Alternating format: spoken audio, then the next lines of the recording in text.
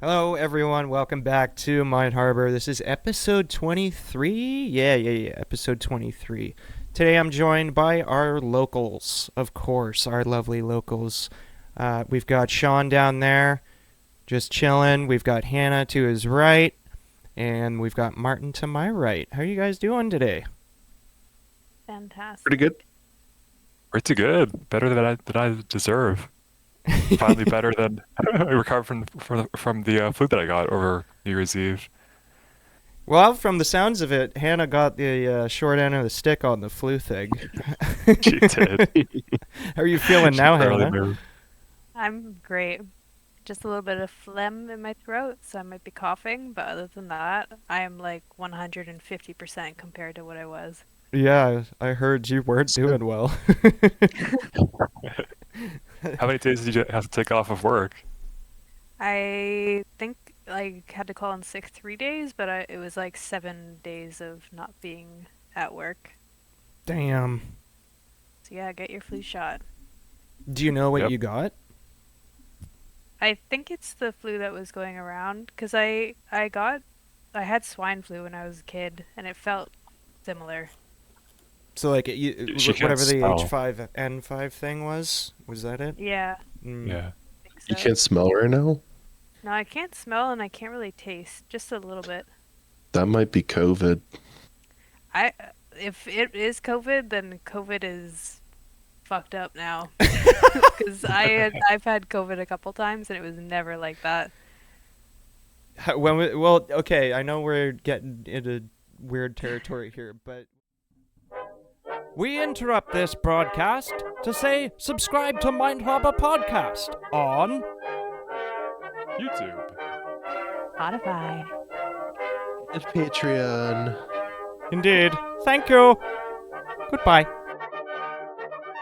When was the last time you had a vaccine? Because I think, like, unless you have, like, COVID after a year without your vaccine or another vaccine, the antibodies don't react as well. I could be wrong about It's that. definitely been more than a year. Okay, Maybe been yeah. a couple years. Nightmare. But now you're stronger because you have the COVID antibodies. Yep, nothing can kill me. Nope. Exactly. Now you got the antibodies for whatever you got there too. Yeah. Yeah. H3N2. It's crazy. I heard that it was going around, but seeing her being that sick and like for me it was just a bit of coughing, stuffed nose, but the brain fog was the worst. I had to call off New Year's Eve from work and the Friday after just to be safe. It's like I just could not think straight, couldn't understand what people were saying. It's actually kind of scary how much brain fog can affect you. hmm I bet you I bet you were in bed most of the time, Hannah. Like, what were the symptoms? It was like basically everything. The biggest one I think was like it hurt to look around, like the Mm. sinus pain. But it was basically just going between my bed and the couch like for 5 days straight. And like with the heated blanket on, I had like 4 sweaters on, which I'm pretty sure you're not supposed to do when you have a fever, but I was chilly. I also showered more in like a week than I probably do in an entire month because it was the only way to get like warm.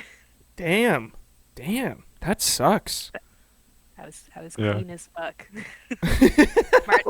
Martin had to help me dry my hair because like if my hair was cold and wet, it would have been unpleasant. Yeah, Yeah, she was just so weak she couldn't lift the hair dryer.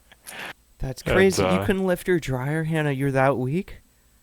It was heavy holding it up. Because like normally I like COVID. rest my arm on the sink and dry my hair, but even that was like too much. Oh gosh, you must have really got bad. Yeah. I know the Think feeling of getting real bad COVID. I got COVID last year pretty bad. Yeah, same thing. I was basically in bed for a fucking week. You're just so weak. You're like barely lifting the glass of water. You're like, Mm, you're just like, I'm dying. It's awful. yeah. I think like the interesting part of it is the like how when you get that flu, right? Like your nasal sinuses swell up, you get inflammation everywhere.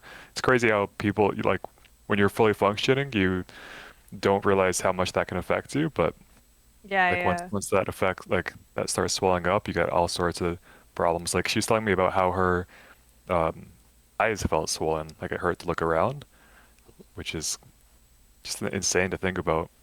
Have you had Yeah, I a? Just the was small things. on the couch just like staring straight. It's just like, okay, like what do we do now? If I close my eyes, it hurts. If I look around, it hurts. It's a trap. Just You're just in a staring into prison. the abyss. You're in an ocular prison.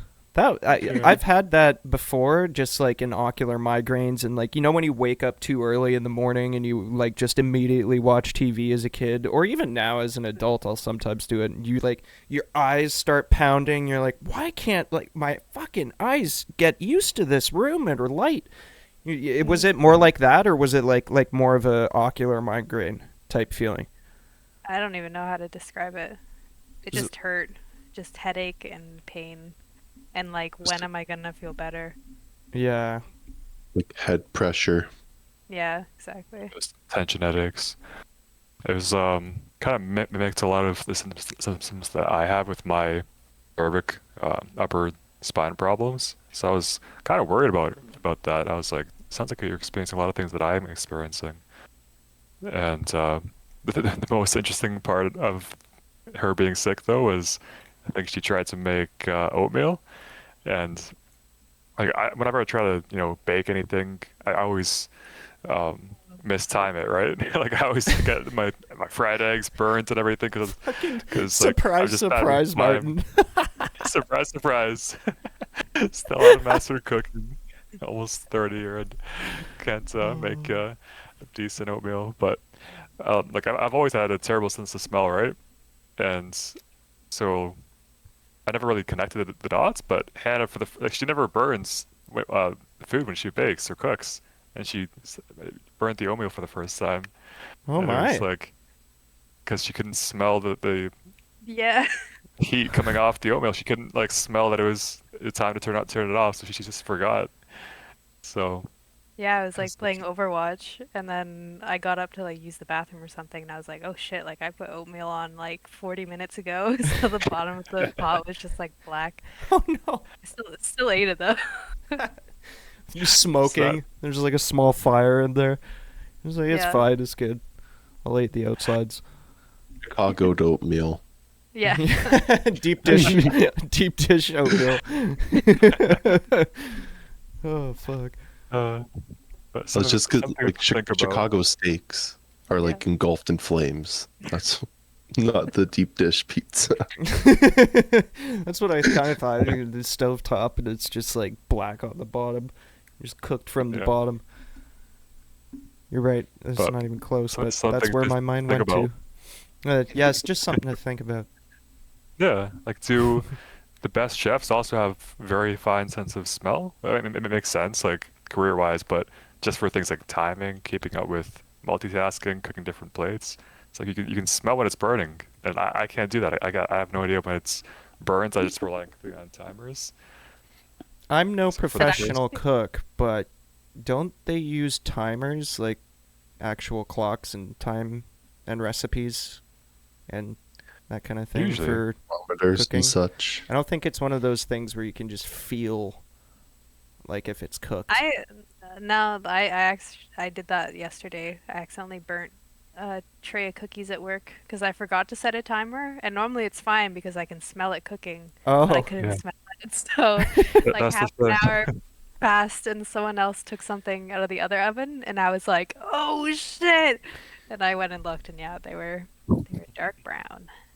damn. That's the thing. I think ideally you use timers and everything, but like in a hectic kitchen, you can be doing a lot of different things, and I think that sense of smell is always a backup for making sure that you're on track of everything. I guess that is true. I guess like with barbecuing, you kind of have to feel out, flip it, and like obviously there's like put it upside down, leave it there for 5 minutes, and then flip it, and then or whatever it is, right?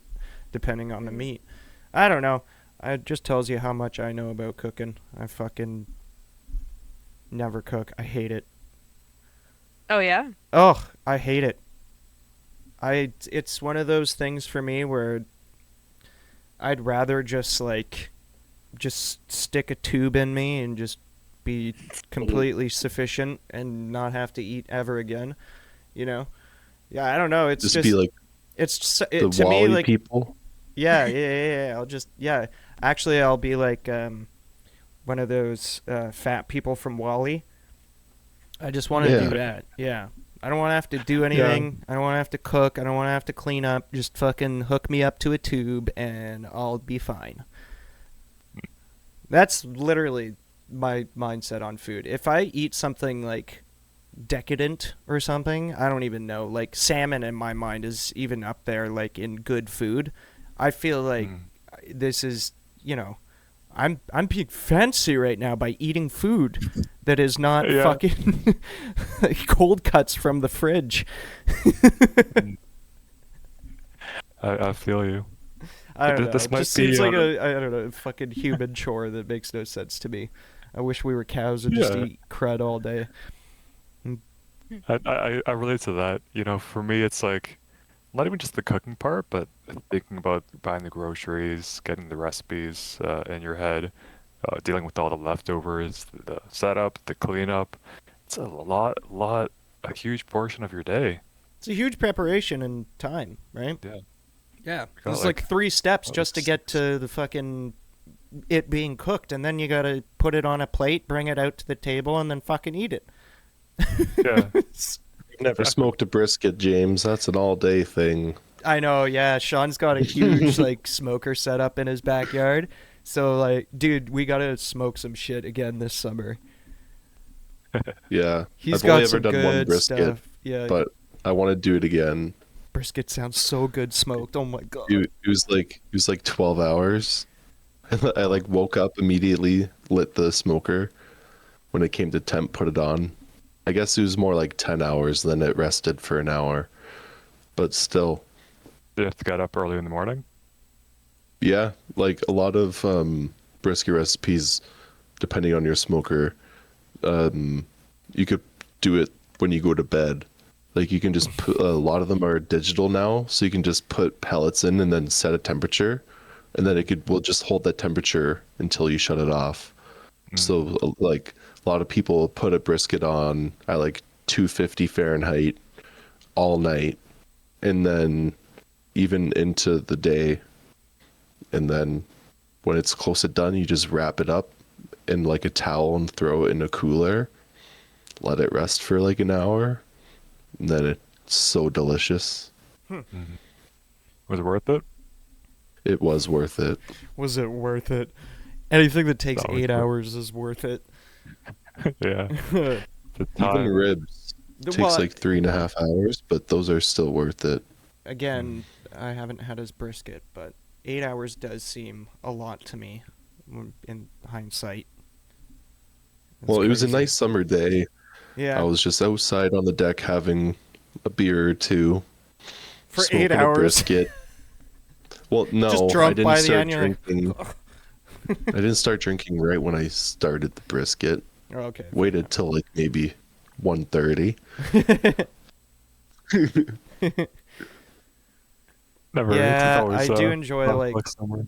Sorry, go ahead, Martin. It's always 5 o'clock somewhere in the world. Mm-hmm. It's exactly 2 hours Indeed. away for us. Anyway. Yeah, I do enjoy smoking with Sean just because I don't have to do anything and I can just eat delicious food in, a couple hours when he's done. And it's just basically that. It's kind of like barbecuing where you can kind of chill and have a few drinks while, you're sitting around talking and occasionally waddle over and open the lid and check the food and then, fill it with more wood chips if needed or, do what you need to do. But yeah, it's nice because there's not much you have to do once you set it, right, Sean? It's pretty much just time. Yeah, like my smoker, it's like on the older side, so I can't just tell it to be at a temperature. I have to Right. manually like open the valve at the top and like adjust the airflow, and then like if I'm wanting it at a higher temperature, I'll have to have like more airflow, less Yeah. smoke. It's more like, manual. Yeah. And it's not as like the longevity of like the one I have isn't like that crazy long, because the fire gets so hot it then chips off the paint, and then that in turn rusts. But then, yeah, I don't know. Well, I like my smoker. I do too. I like your smoker too. Treats me well. Take good care of it. Yeah, buddy. I try. He does. I just didn't have a tarp for the first winter. Oh, was that outside? It's now been tarped. Oh, good. Did the winter destroy it a little bit? It just added a little bit to the like rust where the paint chipped a bit, but I sprayed some rust-proof paint over a lot of Oh. it, and it helped a decent amount. That's good. Nice. Patina. What'd you say, Patina. Hannah? I Patina? said it's patina. Ooh. Yeah. Yeah, you should gloss that bitch up. Bedazzle your smoker. Just put like jewels on it. Yeah, I can't wait for summer. I can't wait for golf. I can't wait for fucking smokers. I can't wait for going to the cottage. I love summer. I'm so sick of this Oh. goddamn winter. I know we talk about it every fucking podcast now, but god damn it. I'm so sick of it. Ugh. I like the aesthetics of winter. Same. Yeah, and I some just love being on the slopes. Yeah, speaking of slopes, I'm going to be going snowboarding for the first time in something like 7 years. I felt like such a dumbass when I went into the snowboard shop because, like, I basically left it out for that whole time. Same with my boots, my snowboard boots. I got to clean the hell out of those because they were, like, covered in cobwebs and they look like fucking shit. Mm. But anyway, so I'm going to be going, and I had to get my snowboard fixed up, and it was pretty scratched up on the bottom. And to be honest, I'm not a huge snowboarder, so Mm. I was basically told by a buddy when I went over some rocks, oh yeah, you've got a core shot in there, and if you know anything about snowboarding, which clearly I don't, so take this with a grain of salt, core shots are really bad for your board. As soon as you get a core shot, like, you can't snowboard anymore. You got to bring it in, get it filled, and then re-waxed and everything. So you really Right. want to avoid core shots. So I thought I had a core shot. I walked in there and I was like, hey, I've got this board. What do you think? Like, I haven't used it in 7 years. You think you can fix this up? There's a core shot. And she like flips over the board and she's like, where's the core shot? I'm like, I don't know. I felt like such a fucking moron. I basically, I was told there was a core shot, because I was, but I guess I just didn't really learn the full definition of it. It's just a couple of scratches. So anyway, I was happy about that. Okay. Only friggin' $65 to get it all fixed up, and just have to wipe down my boots, and then I'm ready to go. But that should be fun. So, I'm gonna fucking face plant like re-wax 9 or- times. I Was might it even just the break something. re-wax? I don't know. Sorry, what'd you say, Martin? What did you end up getting fixed for $65? Oh, so I like basically the whole board, like, so I got a resharpen on the edges. I got re-waxing and like whatever. I got like a premium re-waxing. So for like $20 more, they put like a special type of wax on it that just lasts longer, apparently. Mm. And then they'll check your bindings and make sure they're all properly, ready to go, and then that's it. Yeah. But I was blown away. They were like, I went in like when did I come over? Wednesday, Sean? Or was it Thursday? Thursday, I think. No, Wednesday. That's it. I don't know, last week. Yeah, sometime last week. I put it in sometime last week, and they were like, okay, you can pick it up around January 16th or 17th. I'm like, damn. And that's a lot of time. They're like, yeah, well, it's snowboard season. I look in the back and there's like 18 boards being worked on like as we speak. I'm like, Jesus Christ. They got Wow. a lot of boards back there. And just slaving Yeah, away. no kidding. And where was this? This was Select Sports in Kitchener. Oh, yeah, yeah. It's the only one that I Basically, could they're find. all the time. It's a Yeah. great spot.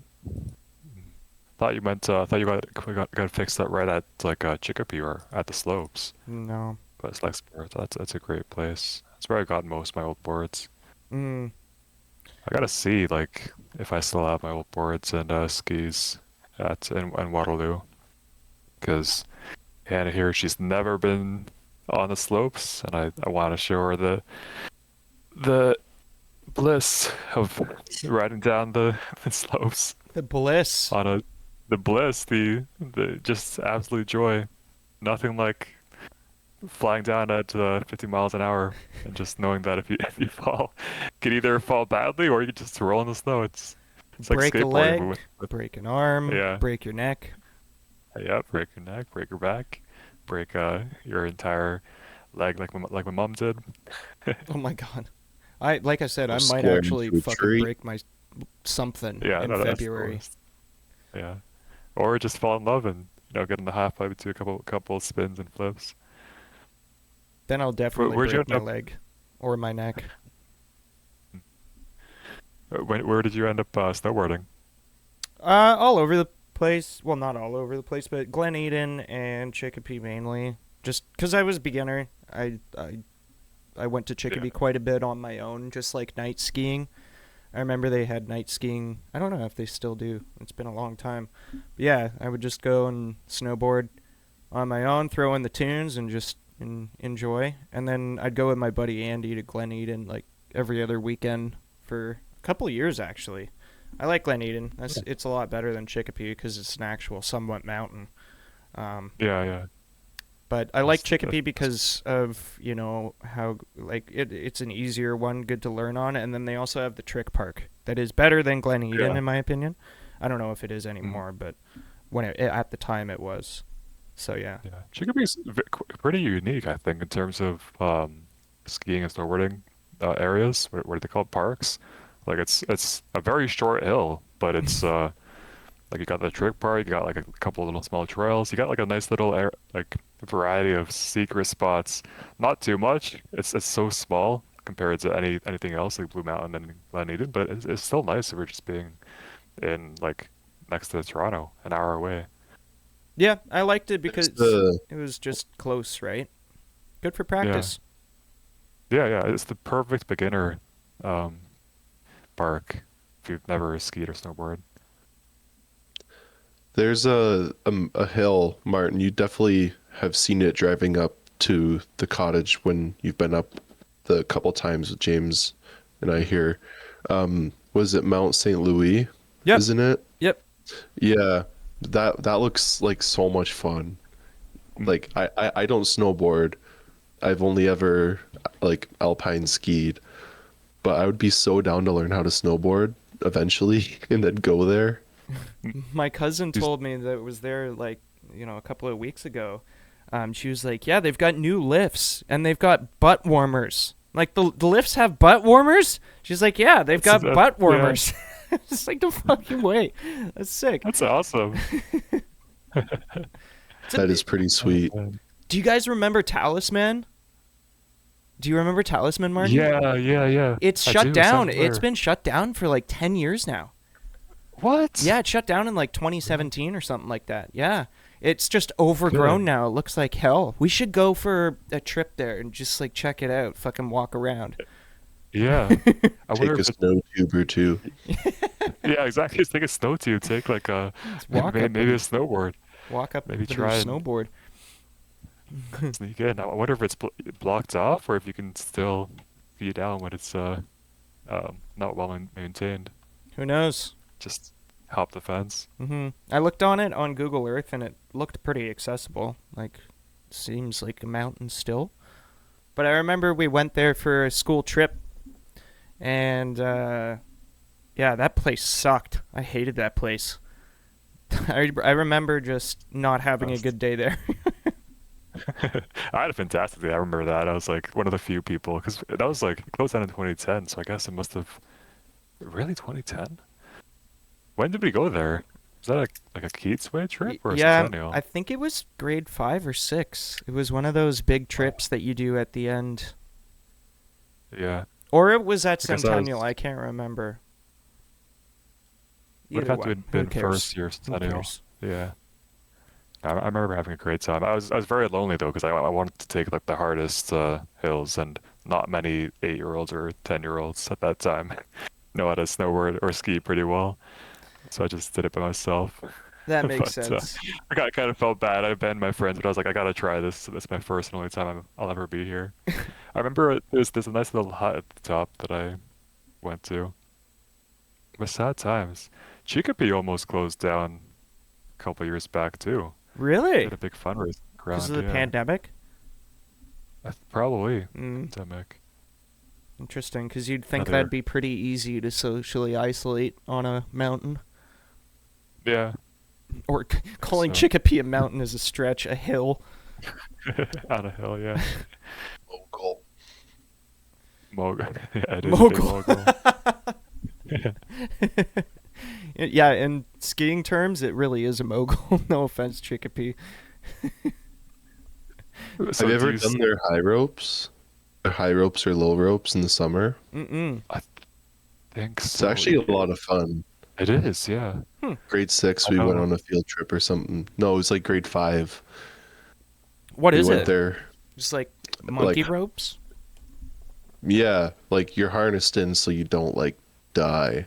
But you just climb up a bunch of shit and you race whoever, and then there's there's also one of them where like a bunch of people are like holding a rope and they have to like pull you up. It's like a race to see who can pull up somebody the quickest, and yeah, I don't know. Hmm. I Yeah, do recommend summer activities. I would too. I know that's the only place think I've done like a double backflip on the bungee jumps, bungee cords. Oh, yeah. Because yeah, I still can. I think I tried a backflip on a trampoline months back. I didn't quite land it. I might have tried to I teach might you have landed once. it. Yeah, yeah, you definitely did. And I've been trying to land one ever since. I think it was a front flip. I relearned how to do a front flip on a trampoline Mm. um, in Calgary, which would have been September, first time in like 5 years. I feel like the backflip someday. I gotta master that. The But the backflip bungee is cord shot it, is safer, you always say. it's easier too. Um, It's actually way easier. yeah, It's just scary when you're doing it the first time because you're putting your neck underneath you, so you're in the yeah, air. It's psychologically scary, but if you just get over the tuck and you just watch your landing, you just keep your eye on your toes and where your toes are landing, you do it every time. So easy on a trampoline. I mean, then again, I does make was sense. in high level diving, so I know how to do flips and stuff.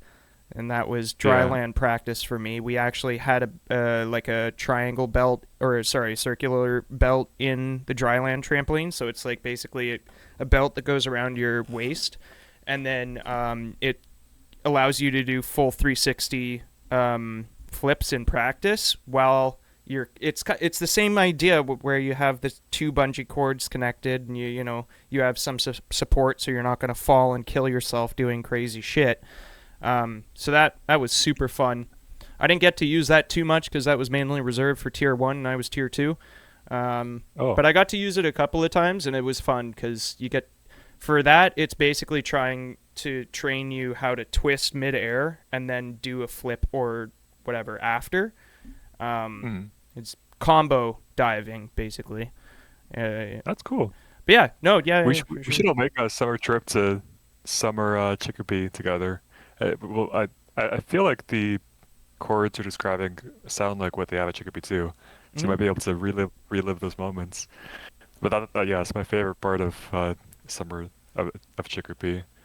Those bungee cords, the rope climbing is pretty fun.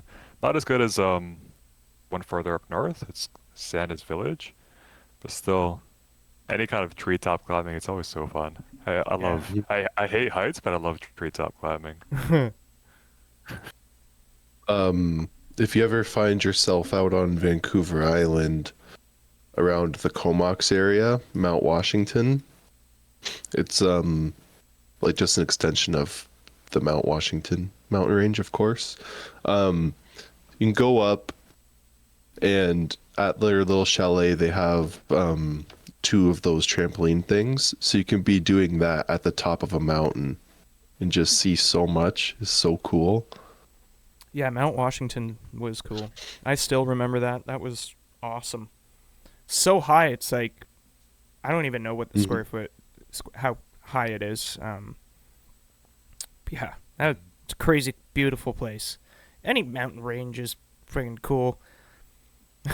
And we like We just got unless you cornfields live in around here. Calgary. That's the thing. Yeah, Ontario, we got Blue Mountain, and Chicopee. we got Chicopee. I thought Blue Mountain was like crazy compared to Chicopee the first time I went, the first year I went. We dove in deep. Like my dad bought us passes once Charles and Jessica and I could actually ski on Blue Mountain. And I was like, man, it takes like, was it 8 minutes to get to the top and then 20 minutes to get down? This is crazy. But then I said like half my office at my job here is in Calgary, right? So whenever I talk to them, they're like, yeah, I just went skiing. It takes like, I don't know, 30 minutes to get up on a lift. You got to take like different lifts to get to the top of the mountain. That can take like an hour or an hour and a half just to get back to the bottom. Yeah, do you That's remember? insane to me. We interrupt this broadcast to say subscribe to Mind Harbour Podcast on YouTube. Spotify. It's Patreon. Indeed. Thank you. Goodbye. Do you remember going up that lift for the first time and thinking you're about to reach the top, and then it goes like into that flat area, and then it goes up again, and you see the top of the mountain, you're like, oh, what? Your mind is blown because you're like, I'm going to the top. I'm almost at the top. What? It keeps going. Yeah. Exactly. I mean, and I don't even know how tall Blue Mountain is, but As a that's kid, it's definitely on my huge. bucket list. Yeah, as Yeah. a kid, skiing in Whistler or anywhere in BC or Alberta must be something else completely. I skied in Mont Tremblant a couple of years back. I think it was like end of high school.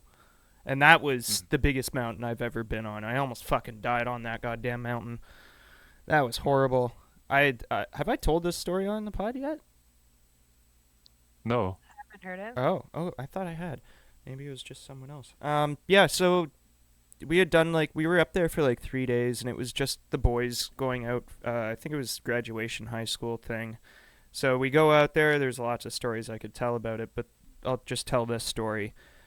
We get up there after, skiing, snowboarding all day. This is like maybe the third or fourth run. And one of my buddies go, yo, we got to try the Glades. Now, if you know what the Glades are, it's basically, the forest area of the trail area of the mountain. So it's like a designated run without a name, but it's in between trees, and it's basically like, pretty hard, I've only had done Glades at Glen Eden, and those are pretty easy to get around. You're just kind of dodging trees, and then there's a little jump, and you do that, and it's not deep snow. So I didn't know what I was getting myself into at all. And this is a legit mountain. So I don't know why, but I guess it was my turn, or I volunteered to have all the backpack stuff. So one backpack out of 5 of us with all like the water and the food, the cigarettes, and the booze, just in case, And I remember being at the back because I had the backpack, and them all going down, and me going down, being fine, and then basically going into this. I didn't have enough speed because I had the backpack on, but going into this deep patch after a jump, I didn't make the jump, and I was kind of like in the middle of the jump. I went into, I want to say, almost, I don't know how deep it was really, but I was up to my nips in snow. And it, if you know anything about getting out of snow with a snowboard on, it's not easy. You got to take your snowboard off. You got pretty much got to like wiggle it up, and then it's anyway. I was sinking, and I was so exhausted. My board was not going anywhere. I could not bring it up at all. I eventually got my board unclipped from my feet. I can't remember how I like wiggled it up, but I got it up to my knees and then kind of threw it up, and I'm still like chest high in snow and difficult to get out. So at that point, after like 30 minutes of struggling in deep snow, I just kind of took my backpack off, laid there encapsulated in snow, and just had a cigarette and water break, and just like, this sucks. Yeah. I hate this. And all my buddies are gone. They have no idea. Like, I had just basically almost died. I was so mad. I remember finally getting out of it, getting onto the main, like, run, and then taking the wrong turn and having to go back up the fucking mountain all day. Like, dude, it took me almost like 2 hours to get back to the hotel. I was pissed. Yeah. Anyway, that's my almost dying story That's in Mont so Tremblant. funny. It was scary, dude. I had never been in snow like that. And the only tips my buddy gave me was like, yep, just take off your board and then get out. But like, I had never been in that kind of situation before, and that was the only thing I knew. So I just kept sinking as I'm like trying to like wiggle my way out and going nowhere. And just panic sets in. You're just like, fuck. Yeah, anyway. Yeah. It's like quicksand. Jeez. Yeah, that's what I was gonna say. Like, I've never experienced that before, Shut but I up, can Siri. imagine it being like Sorry. like quicksand. Siri It's just the activated. powdered snow in Minecraft. Yeah, dude, Yeah. it was literally that. You're just sinking. You're like, Sinking, freezing. Next thing you know, you're in the deep dark facing the warden. You drop down to the underworld. Or didn't the, feel like what's that, it called? honestly. It Yeah. felt like I was getting sucked down into like the fucking underworld, and there's nothing I could do about it. But The Squirm. upside down. So, Martin, do you want to take a guess on how tall Blue Mountain is? I don't need to guess. I was researching this as we were talking. Oh, So I was like, well, how high exactly is like Whistler compared to the mountain? I mean, I'm gonna guess. Is it 220 meters of a vertical drop or 500 elevation? 450. That's the elevation, but the Oh, base so is already 440. 440. That's 440. That's sorry. like the summit height, 300 meters. 300 meters. fucking But, like, for nerds. base- Am I base- right, no, Hannah? It's just like a straight drop, just like the hill. The hill, 300 That's meters crazy. of lane. Speaking Yeah, of no, nerds, I guess think it's- that's what it's saying. I think it's no, I think it's, let's see, 220-meter vertical drop, meaning like the base is higher than sea level, right? It's like 230 Oh, true. above sea level, and the actual summit is like 450. So in total, like you're dropping 220. Oh, so that- okay. Yeah, 220 meters of a drop, and like I think it takes 20 minutes or 15 minutes to get from the summit to the bottom. But I was looking at Whistler too. Whistler is like not even the tallest in Canada. It's like third or fourth, and it's 1,500 something. 1,609 meters for Blackcomb. So like that'd be like seven times the height of the Blue Mountain. So yeah, Damn. Blue Mountain is the same as Mount St. Louis, Oh, James. okay. for reference. yeah, that makes sense. What the fuck? That's just insane. We don't have those kind of mountains in Ontario. Nope. Apparently, the highest ski mountain in Ontario is Antoine Mountain, which has a true vertical of 630 feet.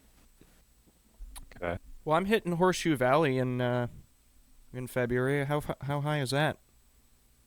Where's that stack up? That is. Wait, vertical drop. Looking at 94 meters. What? So about half of the mountain. Nice. It's a It's like It's a a chickpea.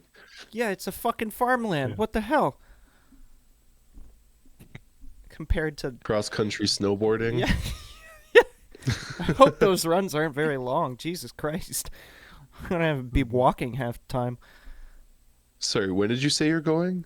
Like Horseshoe Valley. early February. Oh, okay. I was gonna say, forecast isn't looking on your favor in the next little bit. Yeah, it'll be fine. It'll be fine. Um, Martin, do you have a topic there? Would you like to introduce? Sure. Yeah. So I'll talk about this Chinese hypergravity research. Sounds very, very interesting and new. And I'm not asking Martin because he looks Chinese. It's because I didn't do the proper research and I just basically read the article. That's why. And plus, Martin is a lot smarter on mathematics and physics than I am, so it's not because I'm Not this racist. smart. Just for This- the record. Yeah.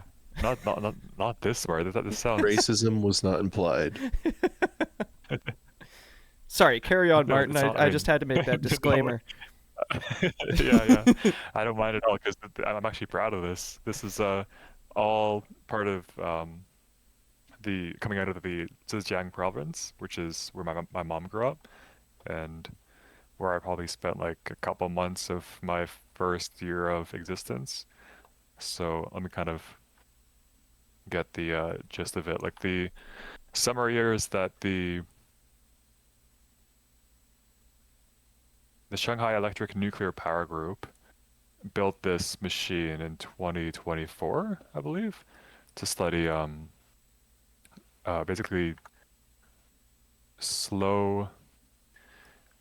So like the short form is they compress space and time to study extreme experiments that usually take either high gravity, long periods of time, or fast speeds to study, and they make the gravity much higher than it actually is to be able to study these weird experiments.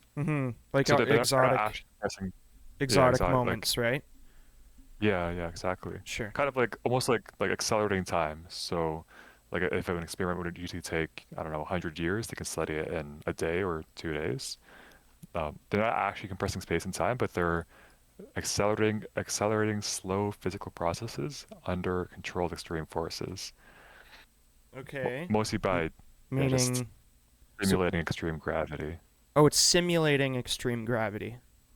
Yeah, simulating Okay. extreme gravity using centrifugal force.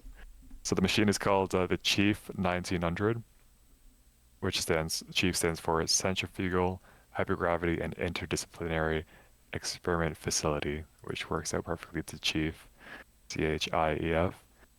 And last year, 2024, was supporting around 1,400 or so tons of gravitational acceleration, which was a record at that time. And this year, as of like a week ago, they announced that they can now support 1,900 gravitational tons of force, which is insane. So they broke their last, they already blown the last record out of the water, and now they've broken it by another like 46%. That's insane. Mhm. So the kind of implications and applications of this are that like it's almost like we're accelerating time here. We're able to study things like earthquakes, geological evolution, like the way the world and the continents move and change by just scaling up the forces and models that we have to study like fault lines and how that could be predicted and impacted in the real world. It- Stuff like dam safety, failure dynamics.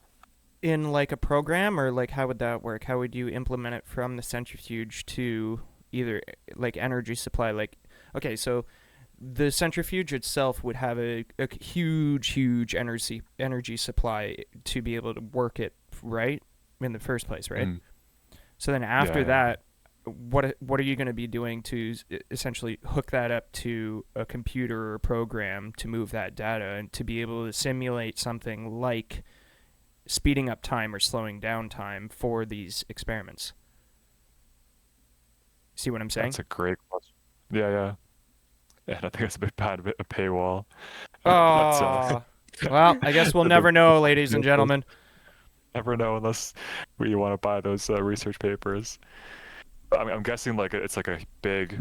I think it's underneath, like far underneath the ground. So it's kind of like the what they have in Sweden, like that big CERN project. So Okay. it's just like a big centrifuge. They put like materials in there, they're able to study them and see what happens under extreme stress. And they're just calling it hypergravity. So Um, I know they're simulating it right now, but what could this actually be like real world application? Like, could they literally fucking just make gravitational waves like 190, like 1900 times the gravitational waves of Earth, just like at the click of a button? Is that kind of what it's implying right now? I don't think they could make gravitational waves. I think like nothing on Earth, we have enough mass to just create that amount of force to create a gravitational wave. Because Sure. usually that takes rotating black holes. Maybe But I said that wrong. I just mean um like not gravitational waves, but counteracting gravity in I don't even know. Like that's not I even mean, like gravitational waves. It'd be something else, right? I get what you're saying. I think it's more like geological and material science instead of Okay. physics. Okay. They call it hypergravity, but like the key thing here is that it is just accelerating slow natural processes. That's all we're doing here. So Okay. I see. things like Interesting. a dam that's been built and how will that dam react over 10, 20, 50 years? Is it going to fail if we build it out of this certain material? Is it going to how is it going to react to this certain amount of stress? Uh, I guess tsunami barriers, landslides, underground construction, that's a big one. So tunnels, metro systems, um, how that behaves underground under long term and long large weight on top of it. So that's what this hypergravity is talking about here. Right. It's pretty cool. So a very, kind of geological science and studying earthquakes, sediment transport and erosion, volcanic and magma flow models too. Ooh, So that'd be uh, cool. it is very cool. It's, this kind of stuff is what we need to be able to understand our own planet a bit more. I don't think it'll have a lot of applications for, studying what's outside our atmosphere, other planets, but definitely it never hurts to be able to understand our own earthquakes, our own what's underneath us. Like I think it also mentions it'll help us find oil, gas, and other reservoirs, and Ooh, ooh, maybe have them scan the pyramids. Have them scan the pyramids. yeah, scan the pyramids that way. Maybe in the future. That'd be fun. Martin, did you Yeah, just say oil? Yeah, I yeah. know.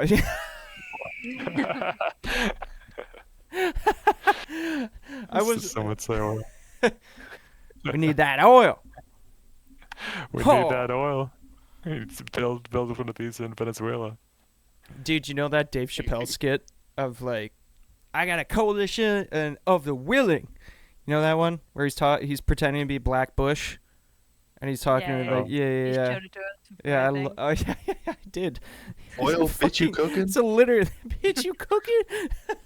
It's literally, it was my favorite before, and it's crazy to like see it on live television with Trump. You're like, yeah, it's for the oil. What the fuck else would it be for? Like, oh my god, Mhm. it's the Spider-Man meme in real life, Yeah. or it's like the fucking Leonardo DiCaprio. Yeah. Sitting Yeah, on the yeah. couch pointing at the TV. I'm like, that's it, Gotcha. that's it. Yeah. Well, Yeah, it's been a I mean, crazy fucking start to 2026. it has been. My god. It's crazy. Just I mean, getting started. it's like that one movie you guys ever watched with John Krasinski? Oh, Jack With the Reacher U.S. He's or whatever. Yeah, Jack Reacher. Jack Yeah, Jack yeah. Preacher, Was it? not Reacher, I think. Mm-mm, Yeah. a different one. Jack Ryan, I think. Jack Yeah, Ryan, I yeah, know. yeah. Yeah, there's that Venezuelan clip that keeps circulating, and everyone's like, "Oh my God, he knew all along," or like, "He's amazing. He predicted this Venezuelan thing." It's like, well, no, he just showed the type of oil and how much oil Venezuela has. If you look at the history of the states, anyone could have fucking predicted this. Like, of Mm. course they're gonna take their oil. All about the oil. It's All all about the about the fossil fuels. oil. Yeah. Did you If we hear what ever, Trump like, said today? It's you cooking? no. Dude, it was. I saw this headline. I was like, no fucking way. He goes, United States could. Okay, sorry. He stated publicly that the United States would act to require Greenland whether they like it or not. He said that like 10 hours ago or something. So they're Oh gonna my take goodness. it. They're just gonna fucking take it. It's insane. Mhm. First Venezuela, now a NATO country too. Well, yeah, it's crazy. Didn't he say he was like, NATO wouldn't exist without me or the U.S. You guys survive because of me. And if we're gonna take Greenland, then you guys basically can't do shit. That's what he was basically implying, and he's kind of right. You know, there's a huge part of NATO's like defense economy comes from the states. A lot of their military 60%? members. Yeah, 60% of their personnel is like directly from the United States. A lot of their resources, like energy and oil, comes from the states. So technically, like a lot of their air force and their mechanized infantry force would not even be able to gas up to go out to do shit, really, if the states just turn that pipeline off, which is kind of scary when you think about it, because that's another really interesting precedent that's been thrown out there. I mean, yeah, I don't know how NATO would survive if Trump actually did say, fuck you. I mean, there'd have to be a lot of... And Trump the other day, he was like, yeah, I want 50% increase on military spending. He said that. It's like, what Really? the hell, On man? top of I'll be right back. Sorry. On something like $36 trillion worth of money that is being poured into the military-industrial complex already on top of what they've already built. It's fucking nuts. We interrupt this broadcast to say subscribe to Mind Harbor Podcast on YouTube. Spotify. It's Patreon. Indeed. Thank you. Goodbye. So much money. The tariffs will pay for it. The tariffs will pay for it. We're rich. And get more oil. More Venezuelan oil. And Greenland oil. They're both very good oil. Best oil, some people would say. I went in there and I said, wow, look at all this oil. It was all there for the taking. They can't do anything about it. I don't know. Be quicker than that, buddy. On a geopolitical scale, it is like interesting because like if you've ever played Civ 6, there's only certain times where you can move and you have to move for your own security for the nation. But like, I don't know, man, it's fucking nuts. My brain can't wrap my head around. I literally can't wrap my head around it. I'm fucking in shock and awe. Like every single day, I wake up Like and we're still processing Venezuela, and then it comes out with Greenland a couple days later. Yeah. oh man. Does Greenland have a lot of oil, or is it more Oh, yeah. like control of the air routes? No, they got It's a lot both. of oil and a lot of minerals essential to technology like superconductors. Ah, Yeah. And it's also a very strategic kind of outpost in the world scale. It's really close to Russia. And it is like a pretty important place that you would need in terms of a global conflict. Yeah. Yeah. That's all I got to say about So, that, whether it's is good or there going to bad. be yeah. So I mean, like, is Trump pushing for a more global conflict here? Is he preemptively planning, or is he just like, yeah, we're taking Greenland because there's going to be a conflict and we're going to be the one causing it, but we're going to have a step ahead of everyone else. Pretty sure he was like, there's Russian and Chinese destroyers in the ocean area around Greenland, The Arctic, and which is if true. the U.S. had a presence, well, more of a presence, like owning the land rather than just a base here and there, they would like deter them. See, Yeah. But very interesting. I think he's being way too overzealous. He's obviously being very aggressive now in terms of the world stage. He's put the entire world on notice.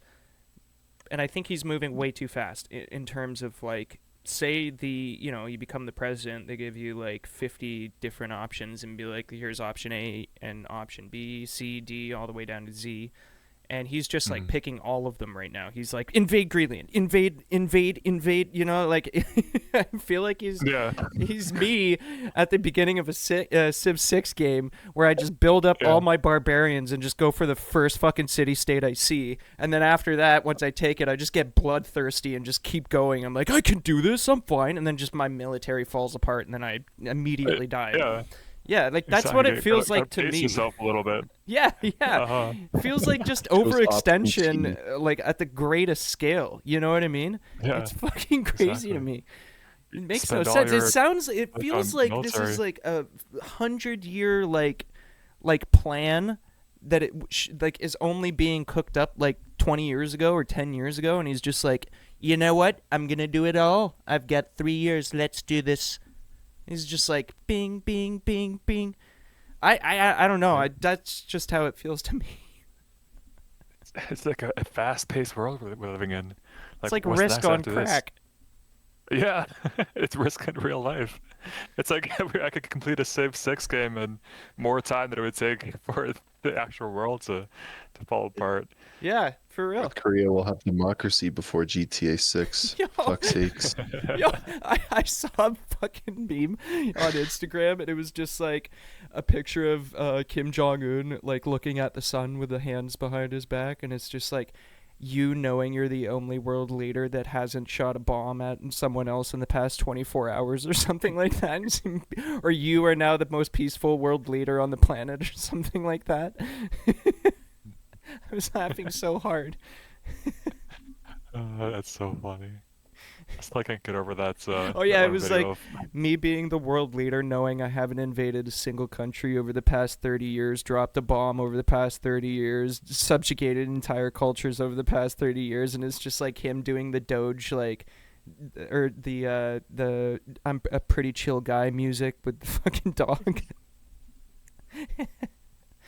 Oh, sorry. Do you think that he is the one Steam player active in North Korea? Do you see like you knew that, right? Like there's like one person in North Korea on Steam. It's true. Is there? Do you think he's that one person, or do you 100%. think it's like? No, He's like, I'm pretty I sure it's want been to know. confirmed. Like that is directly Kim Jong-un. Yeah. He's just playing Schedule 1. Dude, what's his fucking Steam tag? I want to add him. We'll play Schedule 1 together. Just get on voice chat. At not Hello. Kim Jong-un. Yeah. Or it's like, Oh, what's that basketball player that went over there? Fuck, what's his name? I don't know. Or I love basketball. NKL. My 69. dad holds world record for golf. Yeah, best golfer in the world, 69. Oh, fuck. Yeah, man. So yeah, crazy times. Crazy I'm reading times. this that summary. So the Arctic location of Greenland, control of air and sea routes, which is going back to like the eventual melting of the Arctic and having those sea routes opening up. Shipping lanes, And yeah. early shipping But we lanes. need that shit. Y'all Yeah, can fuck we right need that. off. Uh-huh. And especially those early warning radar capabilities, the fact that it's so far up north. There's It's so like- much ground to it's cover up there, too. Yeah, because I guess if you imagine it, we're only operating on, an east to west, maybe Western Hemisphere to Eastern, that direction over the Pacific kind of um, radar possibility for wars, for conflicts. But if like the Arctic is completely fine too, like going over the north too. Once that Hmm. opens up, it's much more. We're going to be much more close in terms of possibilities and IBMs. So it makes perfect sense to want to for him to want to have Canada as the 51st state and have Greenland as the alternative, with us being like, nope, we're And on our own. We're not giving you up. I don't We're not like what becoming a Trump's doing at all. 51st state. I don't like any politician, just for the fucking record. But the fact that Carney is going to China and for trade agreements and security agreements scares the fucking shit out of me. Uh, that's just it shows a lot, you know. Very interesting. Yeah. Do you think it would be a better play to try and reason with Trump? Have Carney reason with Trump and try to. I mean, that's what he I mean, campaigned on. yeah, that is what he It promised to was, do, yeah, elbows up and do all until. that stuff and not give away all of our companies to America, which is basically what he's done anyway. All of our manufacturing Yeah. jobs are gone because of him.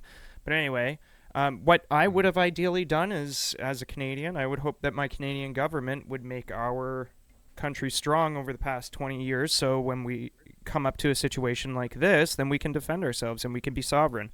But that's not the situation we're in right now. If I were Carney, I would be doing everything I can to either make a trade deal with the states, whether or not that's good for us right now. Deal with it for a little bit, and once Trump's gone, which is only 3 years, then try to renegotiate. I mean, this is simple politics in Canada. I wouldn't be Mm. antagonizing anybody. I wouldn't be like I would be like, yes, we want your golden dome, fucking whatever. We're not gonna pay you Mhm. that much for it, but we will like help you out on this front or this front. You know what I mean? We'll give you more potash or like just make a fucking deal with him, stroke his ego, and then in 3 years we can be over and done with this shit and start rebuilding and still have a good relationship with the states and still have somewhat of a defense agreement. But that has not Yeah. happened either. I don't really understand why I, we've been and like literally destroying ourselves in the past 2 3 years. It doesn't make sense to me. None of this shit makes I sense to me. think. Yeah, I think there's a big risk because like he has to do something. He has to not necessarily pick a side, but he can't sit back and do nothing.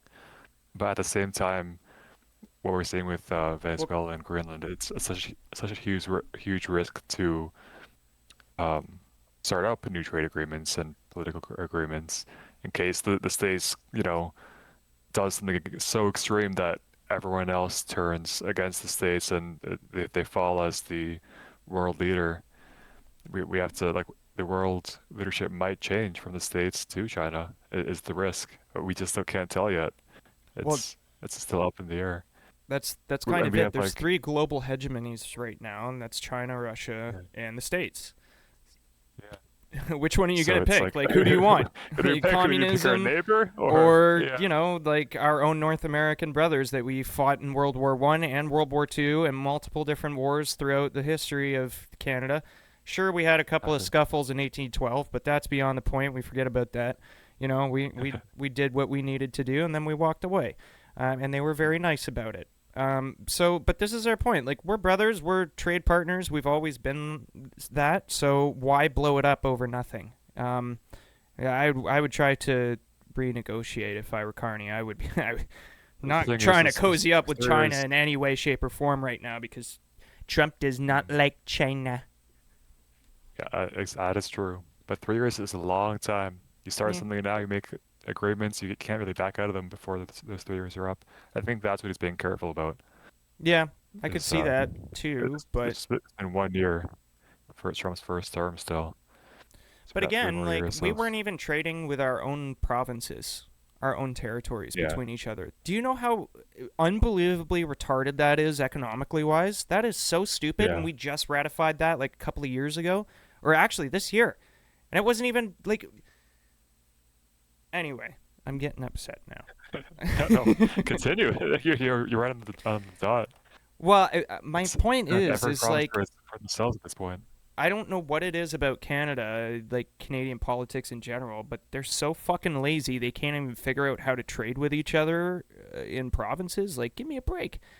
We should have sorted all this stuff out ages ago. It's amazing to me that we have gone backwards in terms of growth of our political like atmosphere.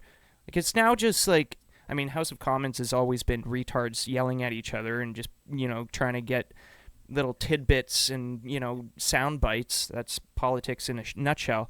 But actually doing things for the Canadian people instead of Canadian business and government. Like, come on, do all three, do all four. We can do it. We're not like the thing about Canada is like we are autonomous. We have been sovereign for a very long time. Sure, we have a lot of British culture and we have the allegiance to the king and all that history. But at the same time, we can make our own laws. It's been a very long time since we've been under British rule. We can make our own laws, and we still keep just giving it away to the most stupid stuff. Like we could be a very rich country, but it's just been given away. We don't even fix our roads. It's insane. And Chrystia Freeland's now Ukrainian, by the way. So have fun with that. Like what is that about? Yeah. Berlin is now Ukrainian? Yeah, she's gonna go over. Yeah, she's Ukrainian. She's got a really cushy job now. She's the fucking economic advisor to Zelensky now. Somehow. Okay. Right. Yeah. Okay. I would. God. Okay. Interesting. What is this? Wait, when was this? 2 days ago? Holy Mhm. cow. Yeah. Oh my god. Breaking news. That's insane. Yeah. I guess this shows how busy I've been last 2 days. This did not come up on my feed yet. I just want to ask the viewers to think about a couple of things. Why are we giving so much money away to Ukraine even after the pandemic and all of the infrastructure in our countries definitely does need updating, including housing and economic status for our people? Why are we giving so much money away to Ukraine? Yeah. That's it. That's all I want to leave you guys with. And on that note, sorry, go ahead, one more Mark. thought, which is that if Doug Ford had potentially finished the LRT 5 years ago to 4 years ago instead of now, like 2026, finally, it's been a 15-year disaster. Mm-hmm. We could have been much more internet connected, at least just in Ontario, between the major cities in Ontario, because we've been developing much faster than we expected, but we also haven't been connected enough. So just these small little things, like, and we've had a huge population boom too. Massive population boom over the past 10 years. Yeah, we could have fixed this by better transportation, better housing, but mostly just the connectedness of it all. And that's just that story has been on my nerves for a while. The LRT disaster. Well, Yeah. you guys in Waterloo got it right. Like Waterloo, you guys fixed it up right away. Yeah, I hate But that fucking thing. Toronto Every is goddamn time I drive home from work, it's without fail. The things Yeah. go down. I'm looking around up and down the track. I don't see a goddamn train anywhere. Just for 5 minutes, that thing is down. It's in rush hour traffic. Maybe not 5, but 2 to 3. And then finally, the stupid thing comes around, and you're like, yeah. It's at least it's done. Bless you, Hannah. Yes, bless you, Hannah. I see it's done. It was done like what, Thank you. 2 or 3 years? Yeah, Not it's been done for a 15 years, while. like Toronto. Anyway, well, thank you guys for watching Mind Harbor episode 23. Please make sure to subscribe on YouTube, Spotify, Patreon, and Instagram. And you guys have a wonderful week. Goodbye. Take it easy. Please. Oh, yeah, we're going to go do our Patreon now, so go join us. Bye. Good job there. Bye-bye. Yes. Peace.